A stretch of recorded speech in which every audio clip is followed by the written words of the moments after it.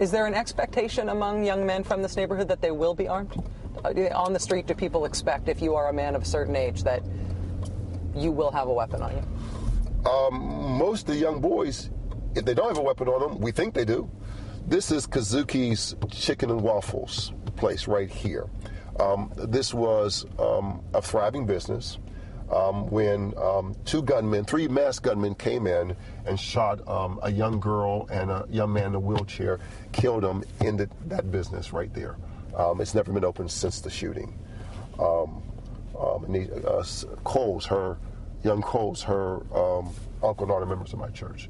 She died. It was sad. Same thing with this restaurant that just closed here was a Kentucky Fried Chicken. Mm-hmm. Up until about 2 years ago. Another business just bought it and just closed it.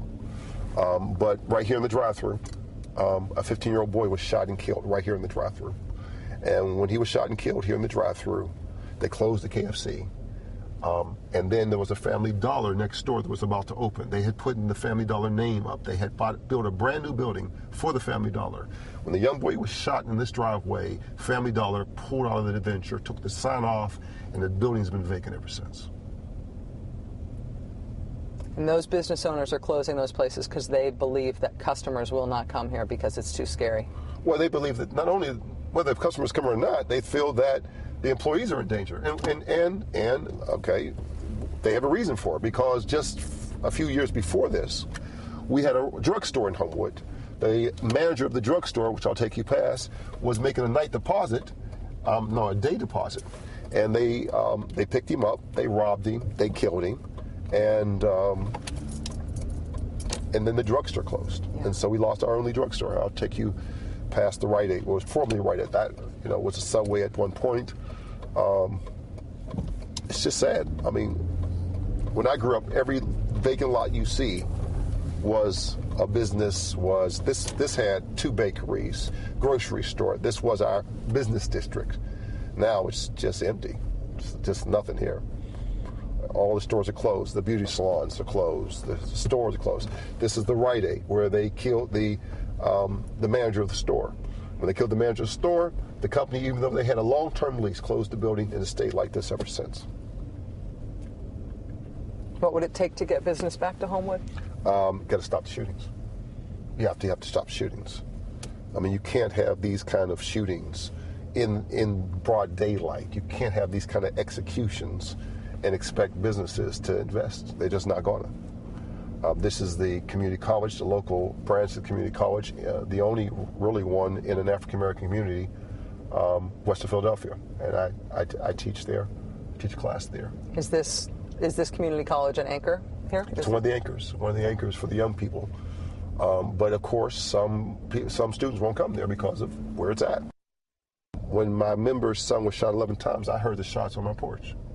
I was sitting on the porch. I heard the shots. I didn't realize it was him, but I heard the shots on my porch. I could hear them. And I mean, I hear the shots at night. I mean, it's unbelievable, and no one should have to live this way. No one should have to live this way. And the only reason that people will say that it's okay to have these guns is because they don't live where I live, and they don't experience what I've experienced. You know, they've not seen their family members shot. They have not seen it. If you see it once or twice, it'll change your life forever. If you could talk to Wayne LaPierre, if you could talk to the bigwigs at the NRA to explain to them the connection between what they're doing downtown at the convention center right now and what has happened here in your community, how would you put it to them?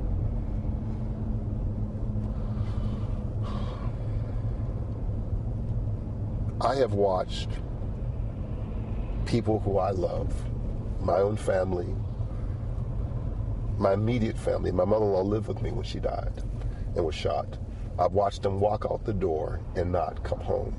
I've seen kids that grew up in my church, who I baptized, who I taught, who I tutored, who ate candy and pizza with me in my youth groups. I've had to do their funerals, watch them shot. I've watched young kids, 15, 16 years old, who couldn't fight, that saved their life, become expert shooters and killers. These guns are killing people. There's no hunting here. We're not hunting deer. There's no quail here. There's no buffalo here. We're not hunting rabbits and raccoons here. These guns are killing people who I love. What would you do if the guns were killing the people that you loved? Would you let them continue? Would you tell me how many people in your family have been shot and killed by guns?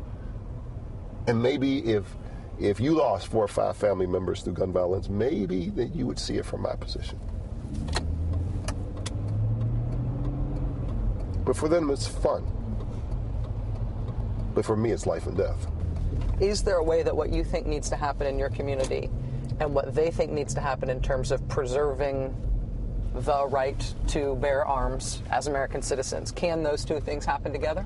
I think so. I guess I believe that you can have responsible gun laws without prohibiting guns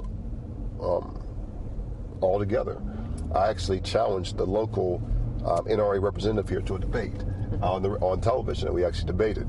And I told him I believe the Constitution does give us a right to bear arms, but tell me where it says we have a right to pack an AK-47. Show me where it says we have a right to have an M16, that we can have a submachine guns walking down an urban neighborhood. No. Responsible handgun ownership means certain guns should not be on the street, period. Not in the urban community. And second of all, I think that there should be strict laws to responsible laws so that the handgun owner has the gun, maintains the gun, and is qualified to have the gun. That, you don't want mentally ill people, you don't want people with criminal backgrounds. None of them should have guns. I mean, let's be honest. We know these are common sense, everyday. 90% of people you talk to probably would agree with it. But I believe their interest is more political than, their interest is not the lives of these people. Let me put it that way. This is my interest, it's these lives, because these are lives that I have in my hands. Councilman Ricky Burgess and I did get a chance to see Homewood close up and personal. That's coming up next. Stay with us. I think you will want to see this.